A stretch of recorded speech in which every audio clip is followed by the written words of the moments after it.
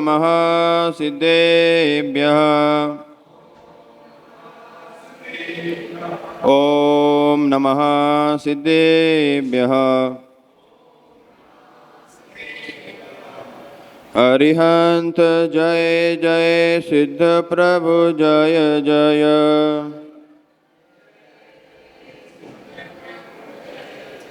आचार्य जय जय, उपाध्याय जय जय। सर्व साधु जय जय, सर्व साधु जय जय।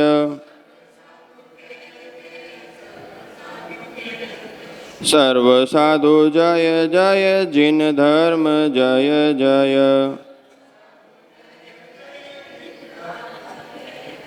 गुरुदेव जय जय, जिन वाणी जय जय।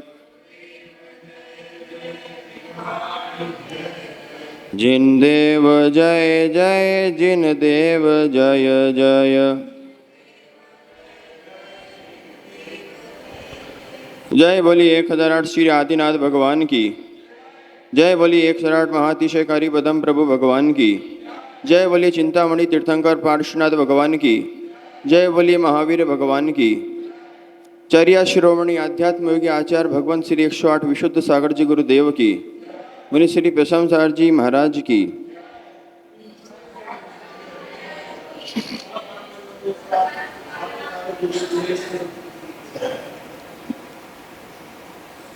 नमोकार क्या? नमोकार महामंत्र से कोई सबसे ज्यादा प्रभावशाली मंत्र मैंने आज तक नहीं देखा। ये कलश तो नहीं अड़िया? अरे हाँ तो बोलो। कलश भरा रखना चाहिए, याद रखो। खाली कलश रख दिया तो खाली रह जाओगे, ध्यान रखो। ऐसे ही आत्मा के अंदर नमोकार की ऊर्जा भर के रखोगे तो भरे रह जाओगे, भरे रह जाओगे भक्ति के साथ। कैसे? आप देखिए, नमोकार में पारसनाथ को नमस्कार नहीं किया, नमोकार में महावीर भगवान को नमस्कार नहीं किया, नमोकार में व्यक्ति विशेष महापुरुष को नमस्कार नहीं किया, नमोकार में आदिनाथ को नमस्कार नहीं किया, शांतिनाथ को भी इसमें नमस्कार नहीं किया है। इसका तो अंतरंग से भावना पूर्व स्मरण करने से अरहंत परमात्मा जितने हो चुके हैं सबको एक बार में नमस्कार हो गया। जितने सिद्ध परमात्मा अभी तक हो चुके हैं, सिद्ध परमात्मा भविष्य में होंगे, उनको एक बार में नमस्कार करने की आपकी शक्ति हो तो नमोकार की रोज एक माला फेरा करो। बोले महाराज जी हम तो 11 माला रोज फेरते हैं,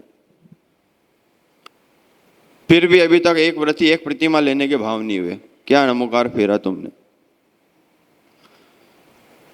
मैंने अपने जीवन में बचपन में आचार्य विमल सागर जी से नमोकार मंत्र सुना हुआ है, और एक ही बार नमोकार मंत्र की जाप प्रारंभ की थी, उसका परिणाम ये हुआ कि मुझे पीछी का गिफ्ट मिला, संयम का उपकरण मिला, और संयम को देने वाले ऐसे सद्गुरु आचार्य विशुद्ध सागर मिले जो किसी तीर्थंकर से कम नहीं है। अशोक भैया, मैं अपने जीवन को इसलिए सार्थक मानता हूं कि मुझे तो सद्गुरु का सानिध्य मिला। अब आपको मिला है, आप लाभ उठा लो। ये आपकी सम्यक बुद्धि है। क्या है? सम्यक बुद्धि है। नमोकार से स्टार्ट मैंने इसलिए किया है कि यहाँ जो भी आप कार्यक्रम करोगे ना, सब सफल होंगे। क्यों? क्योंकि ये जो मंच है ये इतने बड़े बड़े आचार्यों के सानिध्य से प्रतिष्ठित हो चुका है कि अब इसको प्रतिष्ठित करने की आवश्यकता नहीं है। लेकिन प्रतिष्ठित बनाए रखने के लिए अनुष्ठान की आवश्यकता जरूर है। नहीं तो घर में भगवान लाके रख लिए, मंदिर में भगवान बना के बिठा के रख लिए, पुजारी नहीं दिख रहे हैं। चातुर्मास प्रारंभ हो गया है, भक्त दिख रहे हैं। नहीं, भक्त दिख रहे हैं, जो भक्त हैं वही दिख रहे हैं, जो भगत हैं वो भग गए। जो भक्त है देव शास्त्र गुरु का, वही चातुर्मास में अपनी भीतर की शक्तियों को समझ समझ कर उसको निकालने का प्रयास करेगा। याद रखिए, इष्टोपदेश में आचार्य पूज्यपाद स्वामी ने अशोक भैया बोल दिया है महावीर जी कि तुम जो दिख रहे हो, आप जो दिख रहे हो, वो आप मत समझ लेना कि ये मैं हूं। बस आपका इष्टोपदेश पूरा ग्रंथ पढ़ ले एक ही बार में कि हे जीव, तो इस शरीर के अंदर ज्ञान दर्शन के साथ बैठा हुआ है, तो किसी को दिखलाई नहीं देता है।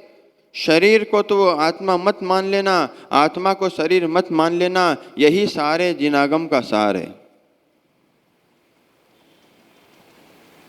अब आप खोज करना कि भूख उदर में लगती है, प्यास कंठ में लगती है, तो जो सेवन कर रहा है सामग्री का वो कौन है? समझ में आ रहा है? जो सेवन कर रहा है भोग पदार्थों का वो कौन है? तो बंधुओं ध्यान रखना, संसार में भटकती आत्मा ही भोग करती है और संसार से छूटने वाली आत्मा योग करती है। मुनि महाराज कौन है?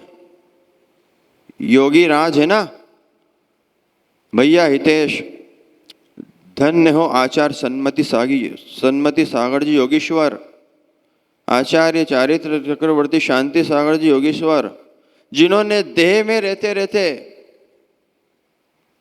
भैया संचालक जी, जिन्होंने देह में रहते रहते अपने उस शुद्ध स्वरूप को जान लिया, उस अपरिणामी आत्मा को जान लिया जिसमें कोई परिणाम ही नहीं होता। अब आप बोलेंगे मैं तो दिन भर परिणाम करती हूँ, 24 घंटे परिणाम करती हूँ, 24 घंटे अच्छे बुरे विचार होते हैं। अरे किसको मारने के फटकारने के विचार भी आते हैं, वो कौन है? वो कहाँ से आते हैं? वो कहाँ के परिणाम है? तो जब स्वाध्याय करोगे, गणधर की वाणी सुनोगे, सदगुरु से ज्ञान प्राप्त करोगे, तो गुरुदेव यही कहेंगे, शुद्ध आत्मा भी तू है मित्र, अशुद्ध आत्मा भी तू है मित्र। और अशुद्ध में रहकर, पुद्गल में रहकर शुद्ध होने का पुरुषार्थ देव शास्त्र गुरु की भक्ति से हो जाएगा। अभिषेक को साधारण मत समझ लेना, शांति धारा को भी साधारण मत समझ लेना। इतनी महान शक्तियां भरी है अभिषेक मात्र में। जब घर पे रहते हो, घर में जब रहते हो, तब कैसे परिणाम लगते हैं, तब कैसे परिणाम होते हैं, और तीर्थंकर भगवान की मुद्रा सामने दिख जाए तब कैसे परिणाम होते हैं। कल यहाँ दादा गुरु आचार्य भगवान विमल सर जी की प्राण प्रतिष्ठा, दिन बिंब की प्रतिष्ठा चल रही थी महाराज गुरुदेव के सानिध्य में। एक ऐसा अवसर आया कि उनके कान में सदगुरुओं ने सूर्य मंत्र प्रदान किया। क्या किया? ये आवाज भी आ, सूर्य मंत्र प्रदान किया। और जैसे सूर्य मंत्र गुरु मंत्र ये गुप्त में दिए जाते हैं। क्या? सूर्य मंत्र गुरु मंत्र ये गुप्त में दिए जाते हैं। अब आपको मैंने कोई मंत्र दिया, आप आए, गुरु महाराज जी ने आपको कुछ बताया मंत्र, या सदगुरु देव किसी ने बताया, अब आप बोल रहे वो महाराज जी आपने बोला था ना ओम की जाप करना। ए भाई, समझे? नहीं समझे? गुरु मंत्र सूर्य मंत्र ये गुप्त में दिए जाते हैं। जो लेता है उसको मालूम रहते हैं, जो देता है उसको मालूम रहते हैं। तो हमेशा ध्यान रखना, तुम्हारे पास में भी एक प्रतिष्ठित मंत्र है, लमोकार का मंत्र, उसको सिद्ध करना है, सूर्य मंत्र जैसा सिद्ध करना है, महान शक्तिशाली बनाना है अपने आप को, तो नमोकार मंत्र गुप्त रूप से फेरते रहो अंदर ही अंदर। पर आपको क्या है, जब तक कोई नहीं देखेगा तो मेरी माला फेरना सार्थक कैसे होगा?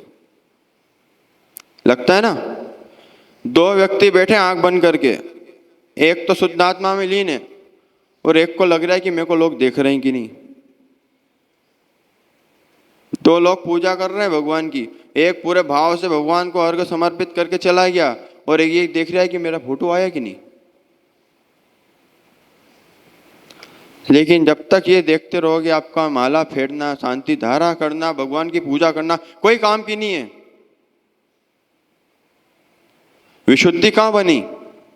अरे विशुद्धि तो पीछे बैठा कुर्सी पे व्यक्ति बना के चला गया और आप ये देख के रहे किसने कितनी बोली ली, मैं नहीं ले पाया, उसने ले ली, समाज में ये हो रहा है, समाज में वो हो रहा है। लेकिन ध्यान रखना, इतनी भीड़ में से भी कोई ऐसा सम्यक दृष्टि निकल के बाहर आता है जो मुनिराज बनकर सिद्ध परमात्मा बन जाता है। हम भी ऐसे ही बैठा करते थे प्रवचन सुनने गुरुदेव के। मैं आज तक कोई आचार्य भगवान के प्रवचन सुनने नहीं गया, दर्शन सबके करे उज्जैन में जितने भी आचार्य आए, अशोक भी आया। लेकिन गुरुदेव की देशना का प्रभाव ये हुआ कि जीवन में इतना बड़ा प्रभाव पड़ता है देशना का, जिनवाणी का। ये जो प्रवचन होते हैं ये मत समझना है कि महाराज जी चिंतन करके आते हैं आपको सुनाते हैं। जो जिनवाणी पढ़ेगा, स्वाध्याय करेगा, उसका चिंतन सम्यक के अनुकूल ही होगा, आगम के अनुकूल ही होगा, और आगम के तो छोड़ो आपकी आत्मा के अनुकूल ही होगा और वही प्रवचन होगा। पर आपको क्या करें, लैपटॉप मोबाइल आपको छूटे, उसके बाद वही तो आपने वो बना रखा है परवचन, आपको तो परवचन ही शोभा देता है। भैया अशोक भैया, कई लोगों को परवचन ही शोभा दे रहा है, क्या करो। इसलिए हितेश भैया, अपने कर्ण को और जीवन को प्रभावित करना हो तो जिनवाणी से प्रभावित करना, सदगुरुओं के उपदेश से प्रभावित करना। जीवन में एक ऐसा कल्याण तो जरूर होगा। याद रखना, चतुर्मास में, वर्षा योग में ऐसी रिद्धियां घूमती है, क्योंकि सदगुरुदेव साधना करते हैं, तो ऐसी रिद्धियां उनके दर्शन करने आती है। यदि कोई रिद्धि तुम पे प्रसन्न हो गई तो तुम ही सबसे बड़े गुरु भक्त कहलाओगे। नहीं समझे? तुम तो बस अपने कर्तव्य का ध्यान रखो। मेरे को अभिषेक करना है, सदगुरुओं की चर्या में जाना है, वैयावृत्ति करना है, उसमें कोई भी रिद्धि अगर तुम पे प्रसन्न हो गई तो तुमको कहीं हाथ फैलाने की जरूरत नहीं पड़ेगी। एक ही जगह हाथ फैलाओगे, मुनिराज बन के अंजुलि ग्रहण करोगे। इसलिए इस बात का ध्यान रखिए, नमोकार से बड़ी कोई शक्ति नहीं है। अपनी आत्मा की शक्ति को बढ़ाना है, भेद विज्ञान करना है, तो श्वासोच्छ्वास के साथ नमोकार का उच्चारण करते रहो। एक दिन वो आएगा जब आप नमोकार की श्रेणी में जाकर बैठ जाओगे। इन्हीं मंगल भावनाओं के साथ बोलिए वृषभनाथ भगवान की।